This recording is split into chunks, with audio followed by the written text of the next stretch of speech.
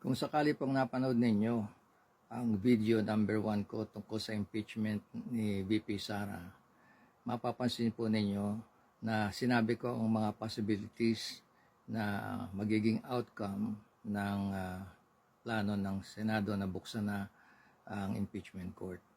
Pero ang hindi ko po nasabi doon ay ang possibility ng outcome ay guilty or acquittal ang magiging resulta ng impeachment court na bubuksan ng Senado. Sinabi ko po yan 3 weeks ago, bago pa sila nagsuot ng robe, bago pa sila nagdebate kung magkakaroon ng impeachment o hindi.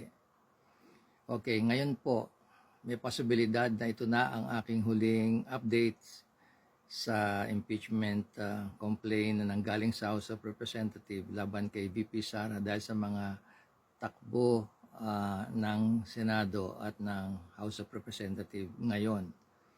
Nagsalita na po ang head o leader ng majority group ng Senado, si Senator Tolentino. Siya mismo nagsabi na noon pa lang nagsubmit na siya ng petition sa House of Representatives na magbukas na kaagad ng impeachment court pagkabukas ng June 9 o June 2 yata. Kasi hanggang June 30 lang ang Senado. Pero meron siyang formula daw na sinabi na in 19 days pwedeng tapusin ang kaso. At magkakaroon kaagad tayo, sila pala, ng outcome ng either guilty or acquitted si VP Sara.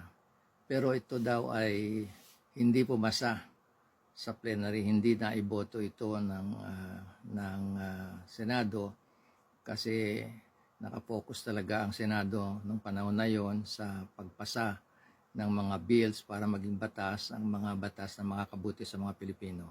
Yun ang nauna nila.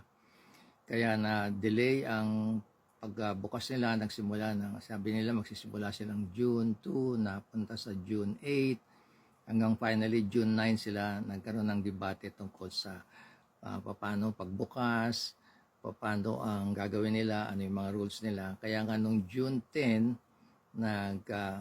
nag-robe na sila at sila ay nag-swear na, okay, at naging judges na sila.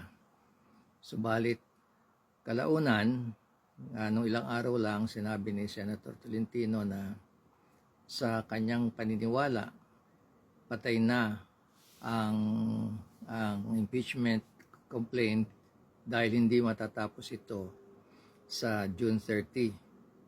Kasi after June 30, tapos na ang 19th Congress. At naniniwala naman siya na hindi magagawa ng House of Representatives na ipasa sa 20th Congress yung trabaho ng 19th Congress. Kasi sa batas daw, lahat ng mga nangyari ng 19th Congress, patay na yun lahat pagpasok ng bagong Congress. O pagkatapos ng 19th Congress na by June 30 na tapos na ang kanilang responsibilities, accountability, lahat. So yan ang kanyang sinabi sa interview niya nung nakaraan. Kung totoo nga po na gano'n ang mangyayari, na sa tingin ko nga ay mangyayari na dahil ngayon po ay ilang araw na lang ay June 30 na,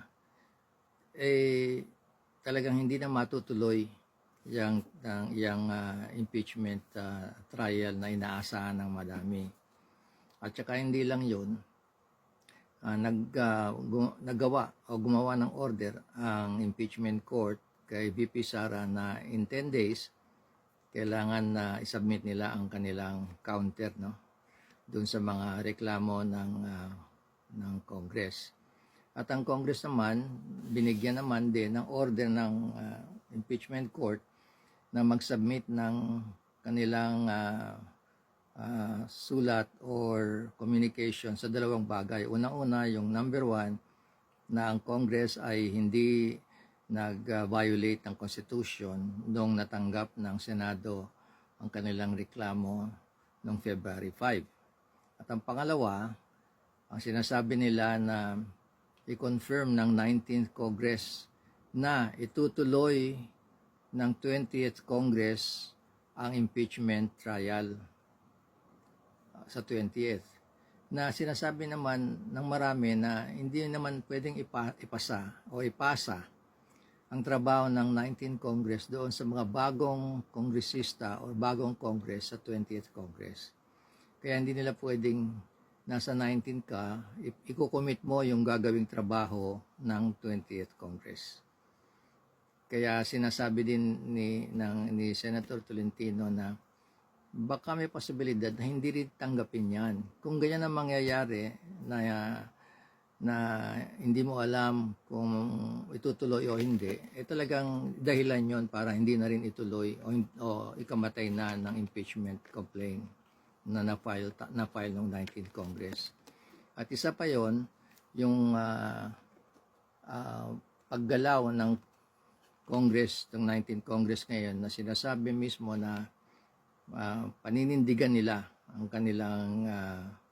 kanilang sinubmit na complaint at hindi nila sasagutin.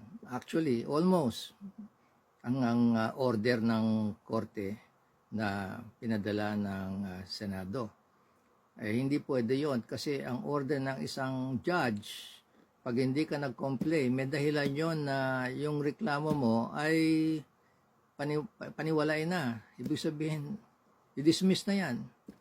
Hindi nyo naman itinutuloy o itutuloy ang inyong reklamo, pwedeng i-dismiss ng korte yan, ng judge sa isang korte. Okay? Yan, alam yan lahat ng mga abogado at saka mga estudyante ng law. Kaya sa tingin ko nga, maaaring ito na nga ang last at huling update ko tungkol sa impeachment complaint laban kay VP Sara. Ang pangako sana ng mga susunod na mga politiko na kung sakaling mangyari sana to, sana gawin na nila talaga seryoso talaga ang pagpa-file ng isang impeachment complaint na sana ay tama at truthful, yung talagang totoo, hindi lang dahil sa politiko kundi sa ikabubuti rin ng bansa at saka ang citizen ng ating bansa, lalo na mga Pilipino. So far ngayon, kung makikita ninyo, ang popularity rate ni VP Sara ay more than 50%, halos kalahati, o mahigit sa kalahati ng Pilipino, based on survey na mataas ang tiwala pa rin sa kanya, pati kay former President Duterte na nakakulong ngayon sa Netherlands. Ang kanyang popularity is more than 60%, subalit ang ating Pangulo ngayon, si BBM, ang popularity niya is down to about 25%. Kaya kung ano man ang maging outcome nitong impeachment na to, sa palagay ko ang mga tao ay basta tatanggapin na lang siguro nila, karamihan. Although makikita natin sa media at sa online na naglalaban-laban ang mga DDS at saka yung mga anti-Duterte. At hindi lang yon, pati ang mga abogado naglalaban-laban na rin, mga estudyante ng law naglalaban-laban, mga politiko naglalaban-laban, yung mga Senado na iba hindi pa nagiging senador na elected pa lang sila, nakikipaglaban na doon sa mga nando na sa Senado, mga congressmen, ganun din. Pero sana sa kinabukasan magkaroon tayo ng kapayapaan politically, kasi nadadamay din ang mga tao pagka nakita natin ang politiko is unstable. So ang dasal ko lang ay may God bless the Philippines and may God bless the Filipinos. Salamat po.